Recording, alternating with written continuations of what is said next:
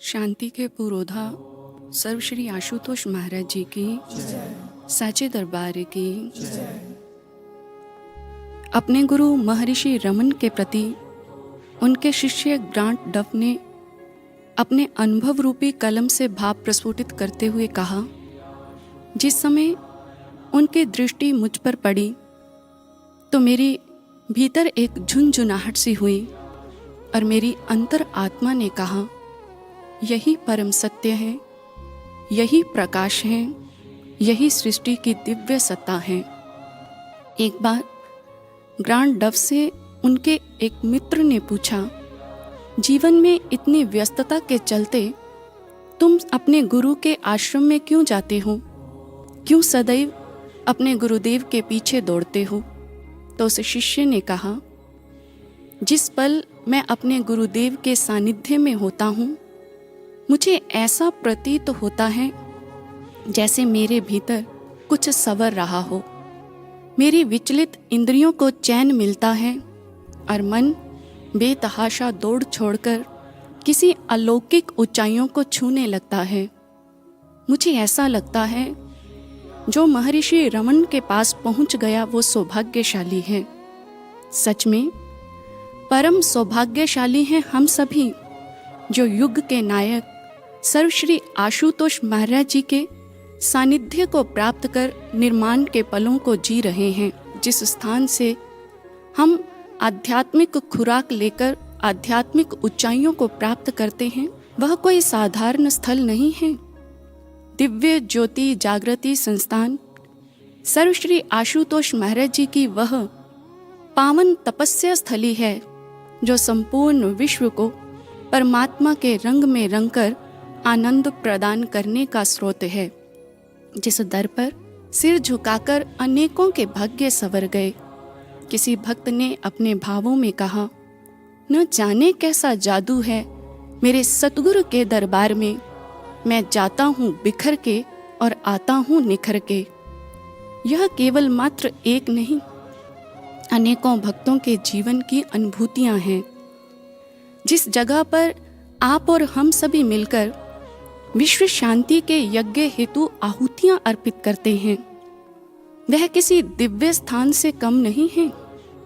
यह केवल मात्र एक कोरा विचार नहीं है। सुंदरेशा अय्यर जी, जो महर्षि रमन के ही शिष्य हुए, जिन्होंने काफी धर्म ग्रंथों का अध्ययन किया था और उन्हीं ग्रंथों में लिखी तरह तरह की क्रियाओं व उपासनाओं से प्रभावित थे, और वह महर्षि रमन के द्वारा प्रदत्त ब्रह्म ज्ञान की ध्यान साधना को छोड़कर उन्हीं क्रियाओं को करने में सदैव लगे रहते थे। लेकिन बहुत हाथ पैर मारने के पश्चात भी उन्हें वह खजाना नहीं मिल पाया जिसे वह पाना चाहते थे। एक दिन थके हारे वह महर्षि की शरण में गए और बोले, गुरुदेव, बहुत प्रयास करने के पश्चात भी मैं वहां नहीं पहुंच पा रहा हूं जहां जाना चाहता हूं। मेरी आकांक्षा है मैं किसी अलौकिक जगत की सैर करूं जहां दिव्यता वास करती है। महर्षि बोले, अच्छा, तो तुम दिव्य जगत की सैर करना चाहते हो, पर यह तो बताओ कि इस समय तुम कहाँ हो? वह शिष्य बोले, आपके आश्रम में। महर्षि रमन मुस्कुराते हुए बोले, जिस जगह पर अनेकों भक्त आकर उस अलौकिक ईश्वर का दर्शन कर उसके ध्यान में मग्न रहते हैं, क्या वह किसी दिव्य लोक से कम है? तुम्हारी स्थिति तो ठीक उस प्यासे व्यक्ति के जैसी है जो गंगा में खड़े होकर के प्यास से तड़प रहा हो।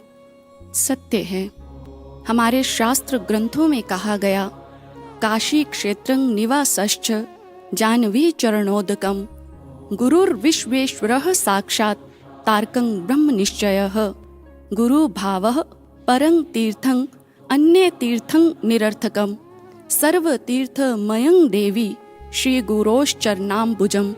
अर्थात गुरु जिस स्थल पर निवास करते हैं वह काशी क्षेत्र है। गुरु का चरणामृत गंगा जी है। गुरु के श्री चरणों में समस्त तीर्थ समाये हैं। गुरु भक्ति ही सबसे बड़ा तीर्थ है। जिस स्थल पर गुरु निवास करते हैं, जहाँ उनके चरण विद्यमान होते हैं, वह स्थल इस पृथ्वी का सबसे बड़ा तीर्थ है। उस स्थल पर जिस समय हम प्रवेश करते हैं तो हमारा अशांत मन शांति को प्राप्त करता है। किसी स्थान की विशेषता, उसके महत्व को वैज्ञानिकों ने भी प्रमाणित किया। साइकोमेट्री सिद्धांत के अनुसार वह कहते हैं कि जिस समय एक व्यक्ति किसी वस्तु को स्पर्श करता है तो उसके विचार तरंग के रूप में उस वस्तु पर अपना प्रभाव डालते हैं, जिसे इथरिक इम्प्रेशन कहते हैं। इस ईथर सिद्धांत के बल पर डॉक्टर जॉनसन ने धार्मिक तीर्थ स्थलों की पवित्रता को प्रमाणित किया। डॉक्टर जॉनसन कहते हैं कि महापुरुषों व सद्गुरुओं के रोम रोम से प्रस्फुटित होती ऊर्जा, सकारात्मक तरंगे, अध्यात्म पोषित संस्कार उस भूमि के कण कण में बस जाते हैं और वह भूमि तीर्थ बन जाती है। उस स्थल पर आकर फिर हम एक सुकून, एक चैन महसूस करते हैं। वह स्थल, तीर्थ बना स्थल, वह एक दिव्य लोक बन जाया करता है। सर्वश्री आशुतोष महाराज जी वह भी कई बार अपने मुख से यह कहते हैं, गुरु का लोक इस पृथ्वी का बैकुंठ हुआ करता है।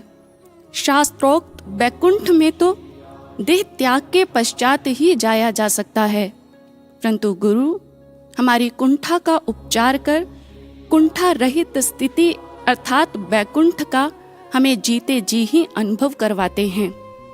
और जिस जगह पर देवी देवता भी आने के लिए अवसर तलाशते हैं, जहाँ जाकर के हमारी आत्मा उस आनंद रस में सदा भीगी रहती है। यही कारण है कि इस लोक में अर्थात गुरु के दरबार में आने पर यहाँ प्राप्त होने वाली हर एक वस्तु, हर एक भाव, हर एक परिस्थिति जो है वो हमारे हित हेतु होती है। चाहे वह फिर गुरु दरबार में मिलने वाला सुख हो या दुख, वह गुरु का प्रेम हो या गुरु की डांट, तिरस्कार हो या सम्मान। हम सोच रहे होंगे भला मिलने वाला दुख, डांट, फटकार, तिरस्कार ये भला हमारे हित में कैसे हो सकती है। आइए एक उदाहरण के माध्यम से समझते हैं। जिस समय एक व्यक्ति जो सिर तक नदी में डूब चुका है और कोई उसे आकर बालों से पकड़ करके बाहर खींच ले, तो क्या उस बचाने वाले का मंतव्य उस व्यक्ति को कष्ट देना होता है? कदापि नहीं। वह बचाने वाला उस डूबने वाले व्यक्ति को उससे भी बड़े कष्ट से बचाना चाहता है। लेकिन यदि वह डूबने वाला व्यक्ति यह सोचे कि मेरे बाल खींच करके मुझे यह कष्ट, मुझे यह पीड़ा जानबूझ करके दी गई, तो यह उसकी संकीर्ण मानसिकता व बचाने वाले की अपार दयालुता है। पर हम सदैव यह चाहते हैं हमें सुख ही सुख मिले, दुख नहीं, हमें अच्छा ही अच्छा मिले पर बुरा नहीं। क्या आप जानते हैं जिस समय गुरु हमारी चाहने पर भी हमें वह सुख, हमें वो आराम, हमें वह वस्तु प्रदान नहीं करते, तो उसमें भी कहीं ना कहीं भविष्य में हमारा भला छिपा होता है। परंतु यदि हम उस परिस्थिति को, उस बात को समझना चाहते हैं, तो आवश्यकता है विशाल दृष्टिकोण की, जिसके माध्यम से हम उस परिस्थिति में छिपे हुए अपने हित, अपने भले को देख पाए। दृष्टिकोण कैसा होना चाहिए, ये हमें गुरु महाराज जी के व्यवहार से सीखने को मिलता है।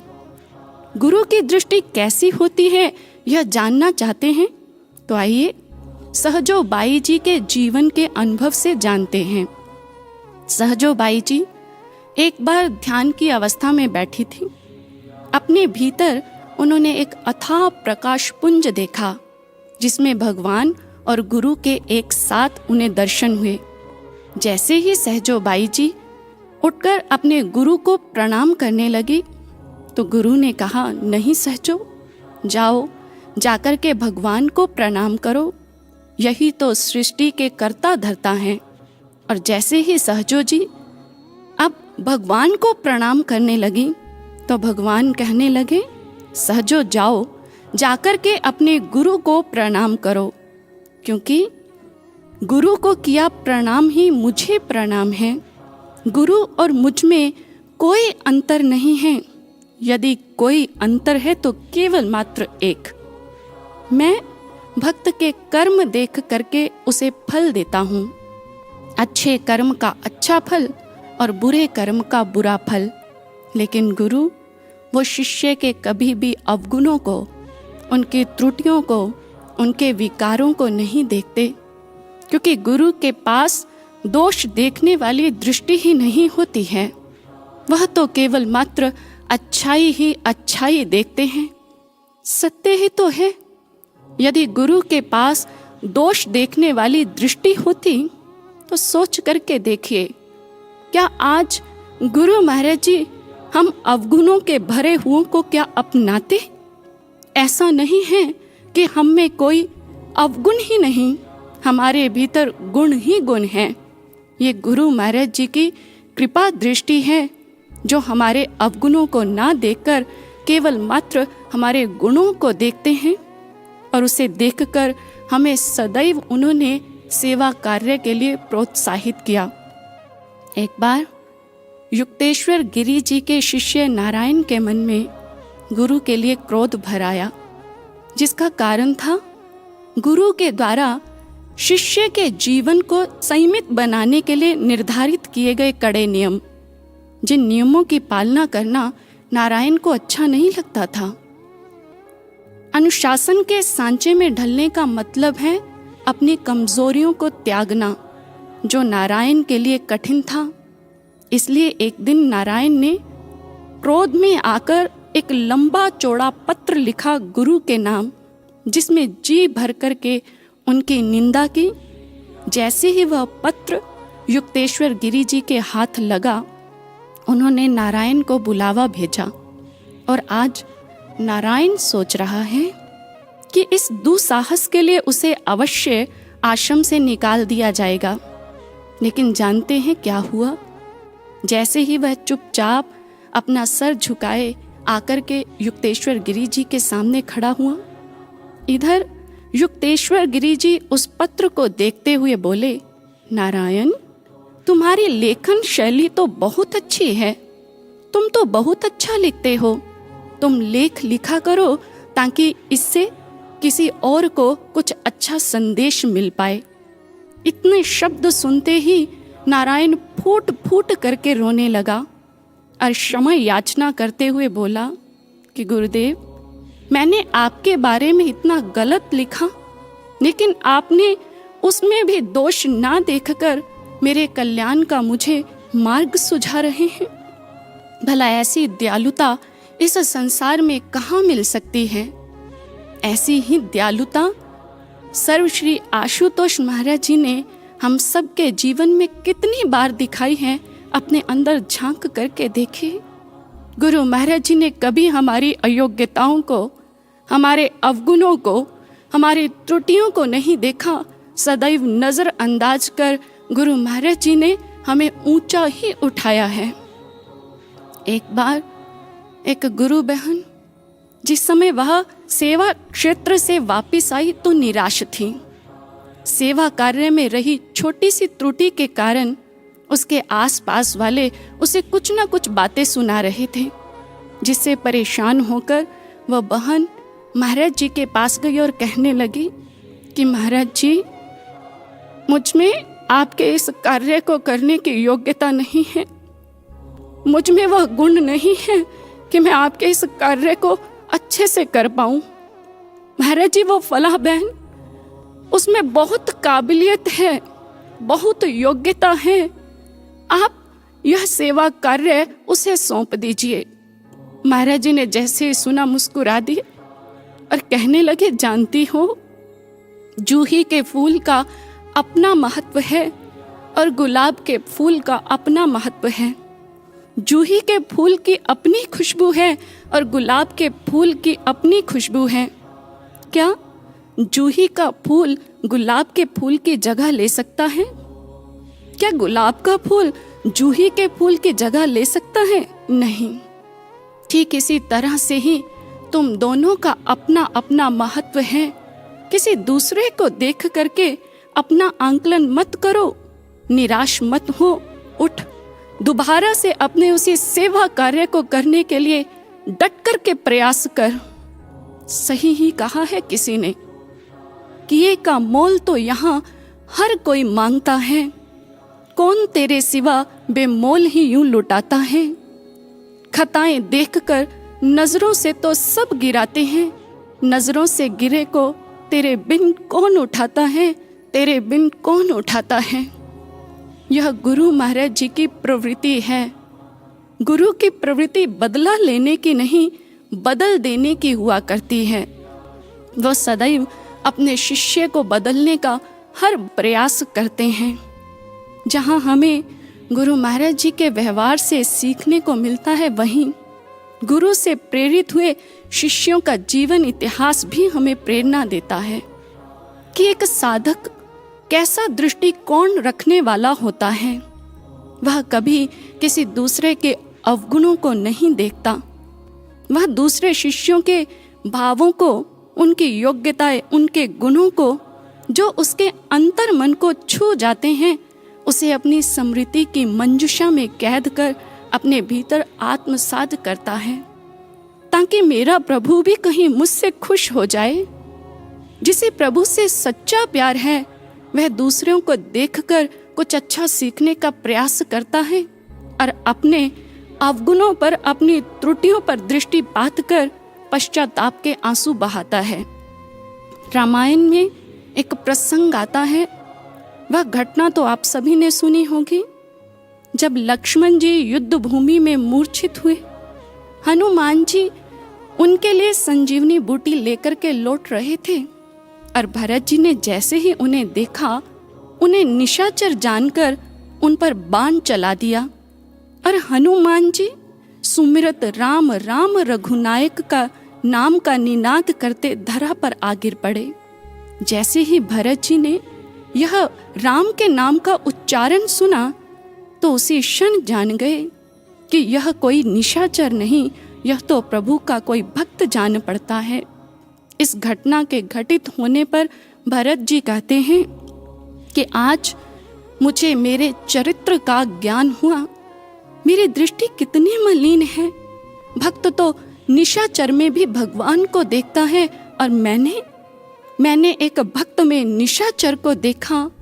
आज ऐसा व्यवहार कर मैं भक्त नहीं, मैं निशाचर की श्रेणी में आ गया हूँ।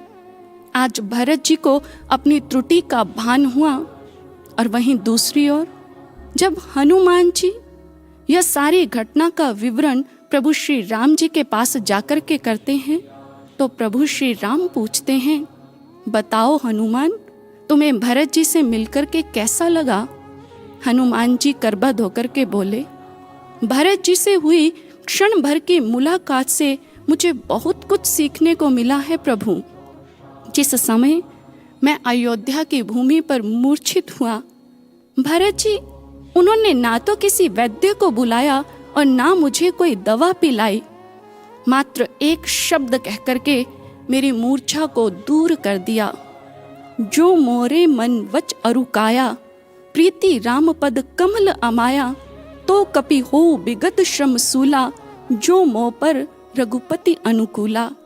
यदि कभी मैंने मन वचन काया से प्रभु श्री राम से निष्कपट प्रेम किया है, तो यह वानर थकावट व पीड़ा से मुक्त हो जाए और उसी क्षण मेरी मूर्छा दूर हो गई, मैं चैतन्य हो गया। और तब मुझे प्रभु लगा, यदि मुझ में भरत जी के जैसे विश्वास होता, ना तो मैं लक्ष्मण जी के मूर्छित होने पर वैद्य को लाता और ना पर्वत को। भरत जी को देखकर आज मुझे लगा कि मेरा विश्वास नहीं है।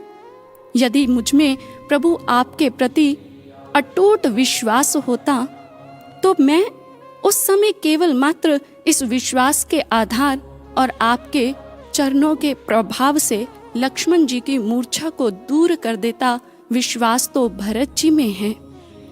आज वह दोनों भक्त एक दूसरे को देखकर उनसे गुण व उनकी विशेषताओं को प्राप्त करते हैं। एक साधक, एक शिष्य कभी दूसरों के अवगुणों को नहीं निहारता, क्योंकि वह जानता है कि यदि हम किसी दूसरे के अवगुणों को देखते हैं, कहते हैं, तो वो हमारे भीतर अवश्य आ जाते हैं। उदाहरण के तौर पर, जिस समय हम एक गीले पात्र में आटे को डालते हैं और वापस उसे पात्र में से यदि निकालें तो कुछ ना कुछ आटा उस पात्र में लगा ही रह जाता है। ठीक इसी प्रकार से जब हम किसी के दोष देखते हैं तो वो दोष हमारे मन में रह ही जाता है। इसलिए कहते हैं सीइंग इज एन आर्ट, देखना भी एक कला है। इसीलिए तो कोई अच्छाई में भी बुराई को देख लेता है तो कोई बुराई में भी अच्छाई को देख लेता है। देखने देखने में अंतर होता है। एक देखना बाह्य स्तर पर होता है और एक भीतरी स्तर पर होता है। यूं तो प्रभु श्री राम जी को हनुमान जी ने भी देखा और देखा रावण ने भी, लेकिन मार्मिक बात यह है, जिस समय अंगद जी लंका में गए तो उन्होंने लंकेश से कहा कि जिस समय मैं यहाँ आने लगा था तो मेरे अग्रज हनुमान जी ने कहा, लंका में जाकर के एक आश्चर्य अवश्य देखना जिसे स्वयं लंकेश भी नहीं जानता। जैसे ही लंकापति ने सुना, कहने लगा, ऐसा कौन सा आश्चर्य है जिससे हम अनभिज्ञ हैं। अंगद जी अभय दृष्टि से रावण की ओर देख करके बोले, आज मैं अपने समक्ष 20 आंखों वाले अंधे को देख रहा हूं। इससे बड़ा आश्चर्य और क्या होगा। और वह कोई और नहीं, तुम हो लंकेश, जिसने 20 आंखों के होते हुए भी प्रभु श्री राम को देखा तो उन्हें वनवासी मानव समझ लिया। और वहीं दूसरी ओर जब हनुमान जी ने प्रभु श्री राम को देखा तो प्रथम दृष्टि में ही देखते कह दिया, जग कारण तारण भव भंजन धरनी भार, कि तुम अखिल भुवनपति लीन मनुज अवतार। अर्थात आप जगत के मूल कारण साक्षात भगवान हो, जो धरा का भार वहन करने के लिए मनुष्य के रूप में इस धरा पर आए हो। हनुमान जी और रावण में अंतर कहाँ है? केवल दृष्टि में। रावण ने प्रभु को साधारण दृष्टि से देखा, स्थूल दृष्टि से, और वहीं अंजनी नंदन ने भाव का अंजन लगाकर भाव दृष्टि से। गुरु प्रिय साधकों, क्या हम भी अपने आराध्य को भाव दृष्टि के साथ देखते हैं? कहीं ऐसा ना हो, यदि वही हमारा दृष्टिकोण स्थूल रहा, यदि हम भी बाह्य स्तर पर उन्हें देखते रहे, तो जहां हमें अपने आसपास वालों को देखकर उनके प्रति कहीं ना कहीं ईर्ष्या, द्वेष, संशय का विकार आ ही जाता है, वहीं कहीं गुरु को भी बाह्य दृष्टिकोण से देखने पर गुरु के प्रति भी यह सोच ना आ जाए कि गुरु तो सदैव पक्षपात करते हैं। कहीं हमारी बुद्धि पर कुंठाओं व दुविधाओं का बोझ ना आ जाए, जिसके कारण हमारी स्थिति भी उन 3 शिष्यों के जैसी हो जाए जो क्या सोचते हैं। आइए उन तीनों के जीवन का अवलोकन करते हैं। पहला शिष्य, जो गुरु के सदैव अंग संग रहता है, वह सोचता है, कहने का तो मैं गुरुदेव के अंग संग रहता हूँ केवल मात्र देह से, क्योंकि गुरुदेव के नयनों में तो कोई और ही बसा है। मुझ पर तो कभी गुरुदेव ने अपनी प्रेममयी दृष्टि को डाला ही नहीं। मैं सदैव उनके उस प्रेममयी दृष्टि को प्राप्त करने के लिए तरसता हूँ। और वहीं दूसरा शिष्य, जो गुरु के अंग संग तो नहीं रहता, परंतु जिस पर गुरुदेव की दृष्टि सदैव बनी रहती है, वह सोचता है कि जिस दृष्टि का हवाला देकर के मुझे ये बातें सुना रहे हैं, मुझसे चिढ़ रहे हैं, मुझसे पूछ करके देखो। वह दृष्टि सदैव प्रेममयी हो ऐसा तो नहीं होता। गुरु की क्रोधमयी दृष्टि का प्रसाद भी मैंने चखा है, और कई बार तो गुरुदेव ने मुझे यूं नजरअंदाज कर दिया जैसे मैं हूं ही नहीं। गुरु के पास रहने वाला शिष्य जब चाहे अपनी मन की बात गुरु के साथ तो कर सकता है, लेकिन मैं गुरुदेव के संग दो बातें करने के लिए तरसता हूँ और गुरुदेव मुझे अपने पास फटकने तक नहीं देते। और वहीं तीसरा शिष्य, वह सोचता है इन दोनों को तो गुरुदेव का सानिध्य व दृष्टि मिल जाती है, उनका दर्शन मिल जाता है, परंतु मुझसे बड़ा अभागा कौन होगा जिसे गुरु ने अपने से दूर रखा है, जो सदैव गुरु का दर्शन करने के लिए तड़पता है। गुरु की दिव्य लीलाओं को देखने के लिए मेरे रोम रोम में तड़पन है।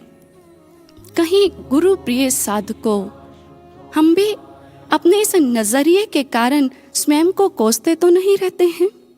एक बात सदैव याद रखिएगा, गुरु जिसे पूर्णत्व कहा जाता है, उसका प्रत्येक कार्य व्यवहार पूर्णता को प्राप्त होता है।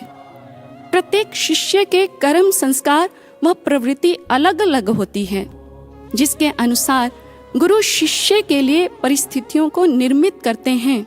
शिष्य के कल्याण के जो निमित्त होती हैं, गुरु जिसे स्वयं शिष्य के रूप में स्वीकार कर लेते हैं, भला वह अभागा कैसे रह सकता है। जिसे स्वयं भाग्य निर्माता सर्वश्री आशुतोष जी सद्गुरु के रूप में मिल गए हों, वह शिष्य के लिए फिर भाग्य का प्रश्न ही कहाँ रह जाता है।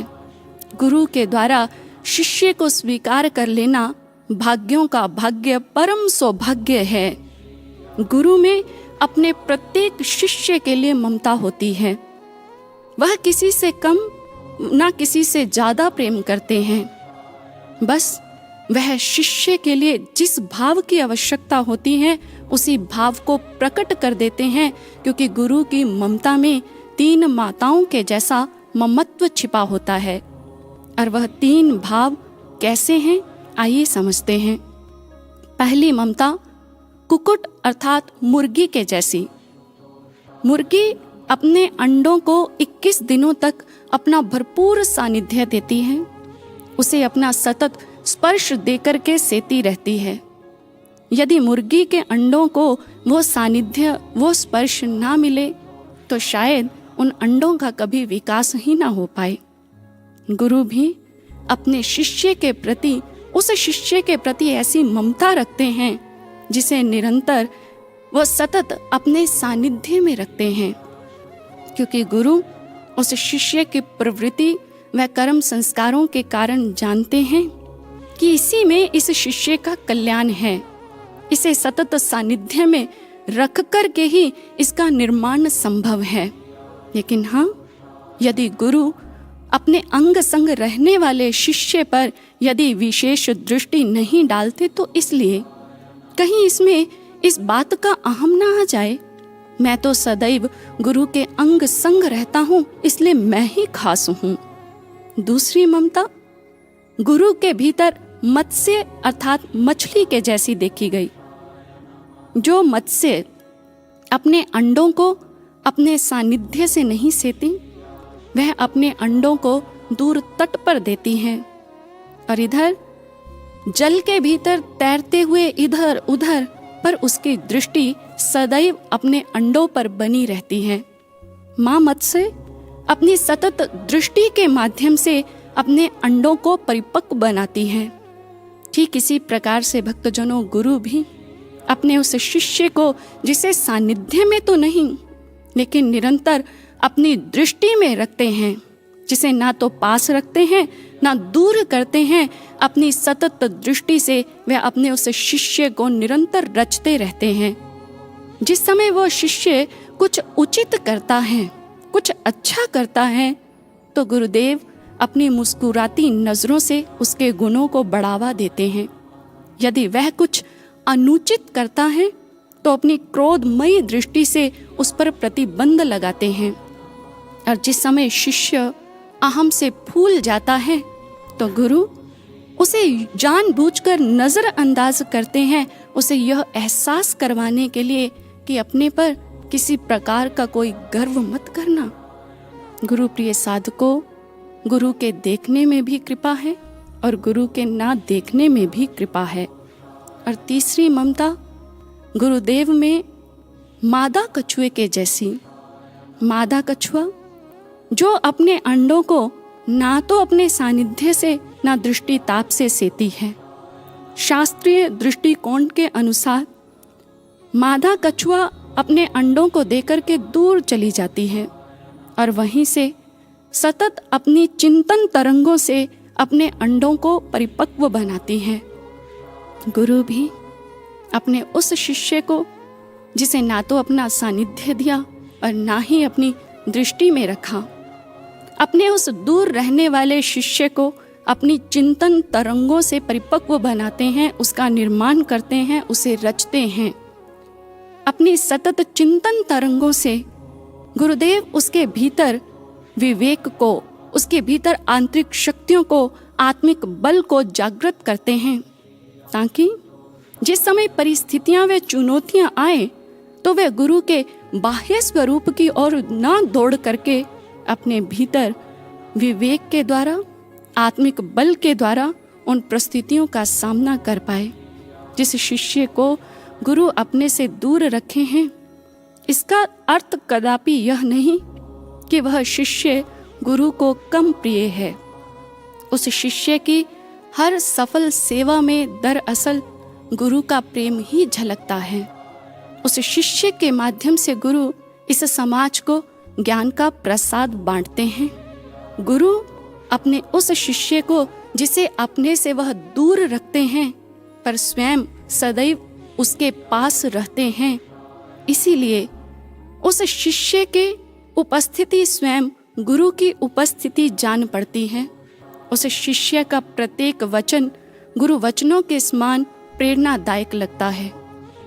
गुरु का प्रेम अतुलनीय हुआ करता है, पर शिष्य यदि उसे अपने सीमित दृष्टिकोण से तोलता है तो उसके भीतर ईर्ष्या, द्वेष, संशय इत्यादि विकारों का दंश अवश्य उसे पीड़ित करता है। विंस्टन चर्चिल का यह विचार है कि दृष्टिकोण बहुत छोटी सी चीज है, लेकिन इससे फर्क बहुत बड़ा पड़ता है। एक बार एक अंधा व्यक्ति मंदिर में गया। उसे देख करके लोग हंसने लगे और कहते हैं, तुम मंदिर में दर्शन करने आए हो, क्या भगवान को देख पाओगे? उस अंधे व्यक्ति ने कहा, मैं भगवान को देख पाऊं या नहीं क्या फर्क पड़ता है, लेकिन मेरा भगवान तो मुझे देख लेगा। सही ही है। यह दृष्टि, इस दृष्टि से अधिक दृष्टिकोण का सही होना अति आवश्यक है। इसी के फलस्वरूप हम सही व गलत, उचित व अनुचित, भव्य व गौण में अंतर कर पाने में सक्षम हो पाते हैं। ये कहना अनुचित नहीं होगा। कई बार दृष्टिकोण इतना हावी हो जाता है कि हम सही को चाह कर के भी सही नहीं देख पाते। हमारे नजरिए के बदल जाने से हमारी सोच बदल जाती है। जिस समय दृष्टिकोण मलिन हो जाता है, तभी तो भक्तजनों वह गुरु जिसका सानिध्य हमें सदैव सुखद लगता था, वही दुखद लगने लगता है। गुरु दरबार जो हमें वैकुंठ लगता था, हमें उसमें खोट नजर आने लगती है। गुरु का आदर्श, गुरु की आज्ञा जिससे हमारा निर्माण हुआ, हम उसी के अंदर नुक्ताचीनी करने लगते हैं।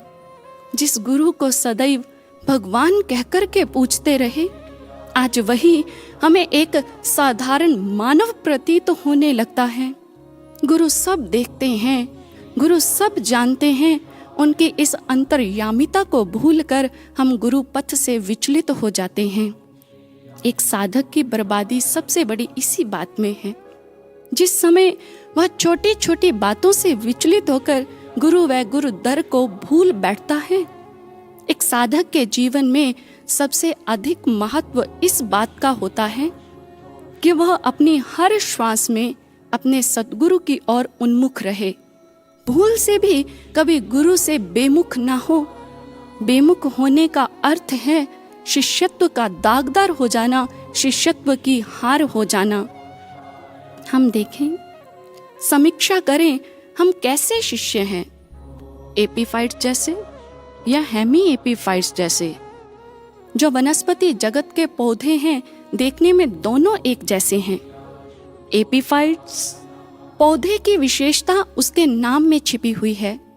यह यूनानी भाषा के 2 शब्दों से मिलकर के बना एपी प्लस फाइट, अर्थात इसका मतलब है किसी वृक्ष का आधार लेकर के विकसित होना।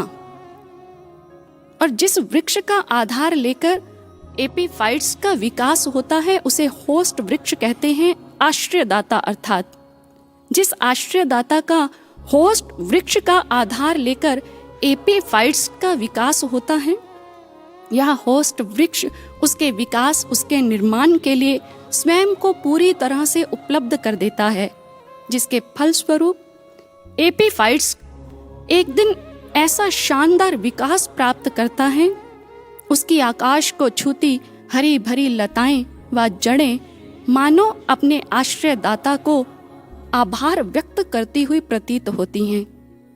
दूसरी तरफ हम बात करें इसी से मिलती जुलती प्रजाति हेमी एपीफाइट्स की, जिसके बढ़ने फलने फूलने की प्रक्रिया सेम है, लेकिन बीच में एक ऐसा मोड़ आता है जिस समय हेमी एपीफाइट्स वह अपने आश्रयदाता से जिससे विकास हुआ, जिससे उसका निर्माण हुआ, वह उसकी इस अच्छाई को भूल करके अपने उसी रक्षक वृक्ष का भक्षक बन जाता है। अपनी जड़ों से उसकी जड़ों को जकड़कर उसे उखाड़ने का प्रयत्न करता है। अध्यात्म जगत में भी 2 प्रकार की प्रवृत्ति के शिष्य होते हैं, हम सभी जानते हैं। गुरु का ज्ञान पाकर के, गुरु की कृपा पाकर के ही एक शिष्य का विकास होता है। शिष्य के जीवन में सृजन से लेकर उन्नति के शिखर तक उसे ले जाने वाला एकमात्र स्रोत सद्गुरु होते हैं, जो वृक्ष की भूमिका अदा करते हैं, जिनका ज्ञान, जिनकी कृपा, आदर्श एक साधक की साधकता को पुष्पित, पल्लवित व विकसित करती है। जो शिष्य एपीफाइट्स की प्रवृत्ति वाले होते हैं, वह तो सदैव अपने इस आश्रयदाता सद्गुरु के श्री चरणों में श्रद्धावत नमन अर्पित करते हैं, जीवन पर्यंत तक उन्हीं के बने रहते हैं। लेकिन वहीं हेमी एपीफाइट्स की प्रवृत्ति वाले शिष्य अपने उस आश्रयदाता सद्गुरु जिससे उनका विकास हुआ, निर्माण हुआ, अपने उसी आश्रयदाता सद्गुरु की कृपाओं को भूल करके उसके विरोधी बन बैठते हैं। सद्गुरु की कृपाओं को, ज्ञान को, समस्त उसकी कृपाओं को भूल करके वह गुरु दर से बेमुख हो जाते हैं। आज हम मनन करें, हम कौन सी श्रेणी के शिष्य हैं, एपीफाइट्स या हेमी एपीफाइट्स? अर्थात गुरु का ऋण चुकाने वाले या गुरु का ऋण भूल जाने वाले। यदि हम गुरु से बेमुख होने वाले हैं, गुरु के ऋण को भूल जाने वाले हैं, तो समाज में घृणा व निंदा के सिवा कुछ नहीं मिलने वाला है। एक साधक के जीवन में ये डर सदैव बना रहना चाहिए। यूं तो इंटरनेट पर आप टाइप्स ऑफ फोबिया को सर्च करें, ए से लेकर जेड तक, आपको कई डर के नाम मिल जाएंगे, जो डर मानव के लिए बेहद हानिकारक हैं। परंतु एक डर जो साधक के लिए लाभकारी है, वह डर है गुरु का दर छूट जाने का डर।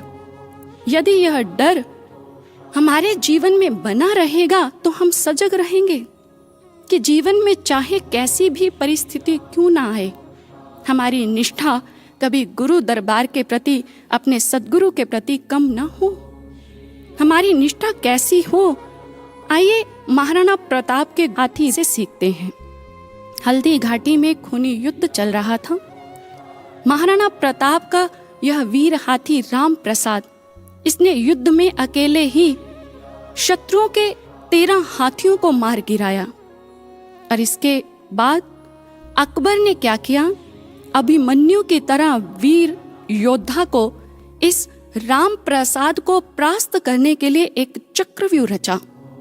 7 विशाल गाय हाथियों के ऊपर 14 क्रूर महावतों को चढ़ाकर आदेश दिया कि जाओ, जाकर के राम प्रसाद को बंदी बना लो।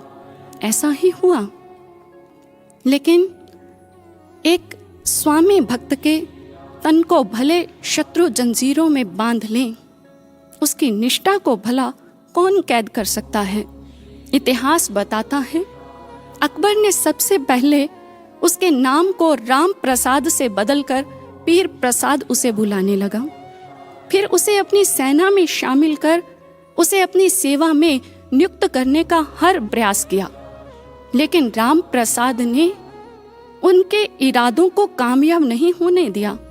18 दिनों तक मुगलों के अन्न का एक दाना तो दूर, जल की एक बूंद को भी ग्रहण नहीं किया।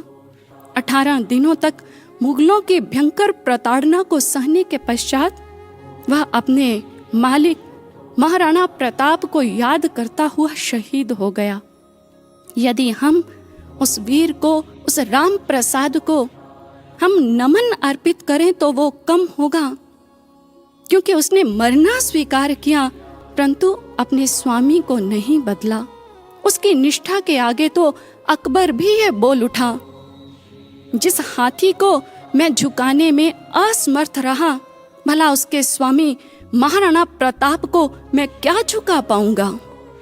क्या हमें राम प्रसाद के जैसे अपने स्वामी के प्रति निष्ठा है? क्या हमारी स्वामी भक्ति ऐसी है कि जीवन में भारी से भारी संकट को देख करके भी हम अपने मालिक, अपने गुरु, अपने स्वामी को ना छोड़ें? भक्ति पथ पर परीक्षाओं व चुनौतियों की आंधियां, तूफान, झटके तो आएंगे ही आएंगे। कहीं किसी स्वार्थवश हम गुरु दर को छोड़ने की भूल ना कर बैठें। कहीं ऐसा ना हो शिष्यत्व जो इंसानियत के पैमाने से ऊंचा आंका जाता है, हम उसे पशुता से नीचे धकेल दें। कहीं ऐसा ना हो कि हम अपने किसी विकार के कारण अपने जीवन की बाजी को इस कदर हार जाएं कि हमारे जीवन पर ऐसा कलंक लग जाए कि इतिहास के पन्नों पर हमारा नाम काले अक्षरों में लिख दिया जाए। हमारा जीवन बहुत मूल्यवान है, श्रेष्ठ है, कहीं हम इसे कौड़ियों के बराबर ना गवा बैठें। येल विश्वविद्यालय के जीव भौतिक शास्त्री हैरोल्ड मोरोविट्ज ने मानव के मूल्य को आंकलन करने के लिए एक प्रोजेक्ट शुरू किया, जिसे 11 फरवरी 1976 में न्यूयॉर्क टाइम्स में प्रकाशित किया गया। सबसे पहले उन्होंने उन रसायनों की सूची बनाई जिससे मानव के शरीर का निर्माण हुआ। फिर उन रसायनों की सूची बनाकर उसमें उन रसायनों की कीमत को भरा। सबसे पहले 1 ग्राम हीमोग्लोबिन $2.95, 1 ग्राम इंसुलिन $47.5, 1 ग्राम DNA $768, 1 ग्राम फोलिकल स्टिमुलेटिंग हार्मोन $48 लाख, 1 ग्राम प्रोलैक्टिन $17.50 करोड़।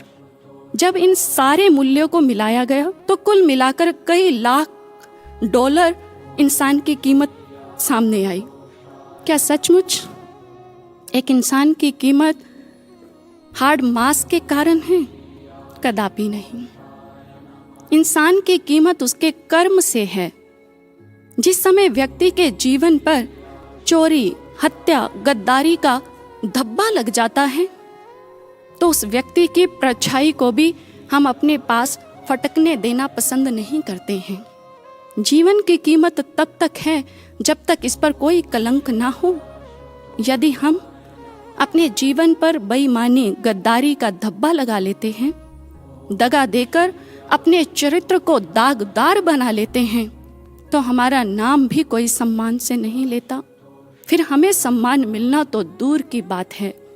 इसलिए आइए आज हम सभी मिलकर के यह शपथ लें कि वफादारी की पराकाष्ठा से अपना नाम हटने नहीं देंगे और गद्दारों की सूची को अपना नाम छूने नहीं देंगे। इसलिए हमारा यह मस्तक सदैव गुरु के दर पर झुका रहे और हमारे ये हाथ सदैव गुरु के आगे प्रार्थना के लिए जुड़े रहें, और जिस प्रार्थना के सदा भाव यह हो कि ये उपकार जो गुरुवर ने ना उनको हमें भुलाना है, जिससे दर छूटे गुरुवर का भावना मन में लाना है। मरकर भी सतगुरु के रहे तो इतिहास में छा जाएंगे, छोड़ जो उनको भागे हम तो कायर ही कहलाएंगे। अपनी राख पर रखना नजरें, चौखट गैर की ना छू लें, कहीं हवा के संग को पाकर दरबार का रास्ता ना भूलें। करते रहें सदा यही प्रार्थना, हर जन्म गुरु का संग पाएं, श्वास श्वास ये करे प्रार्थना, हर जन्म गुरु का संग पाएं, हर जन्म गुरु का संग पाएं। बोले श्री सद्गुरु महाराज जी की, करुणा वत्सल सद्गुरु महाराज जी की, साचे दरबारे की।